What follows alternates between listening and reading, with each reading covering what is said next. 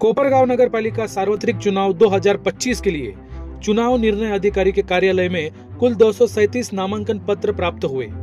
आज उनकी जांच पड़ताल यानी स्क्रूटनी मुकम्मल की गई। जांच के बाद 181 नॉमिनेशन फॉर्म को कानूनी तौर पर दुरुस्त यानी वैध करार दिया गया है और 56 नॉमिनेशन फॉर्म को गैर कानूनी यानी अवैध घोषित कर दिया गया है। कोपरगांव नगर परिषद सार्वत्रिक निवडणूक 2025 करिता निवडणूक निर्णय अधिकारी यांच्या कार्यालयात एकूण 237 एवढे नामनिर्देशन पत्र प्राप्त झालेले होते। त्यापैकी आज 17/11/2025 रोजी त्याची छाननी करण्यात आली। छाननी अंती 181 एवढे नामनिर्देशन पत्र हे वैध म्हणून घोषित करण्यात आलेले आहेत आणि 56 एवढे नामनिर्देशन पत्र हे अवैध म्हणून घोषित करण्यात आलेले आहेत।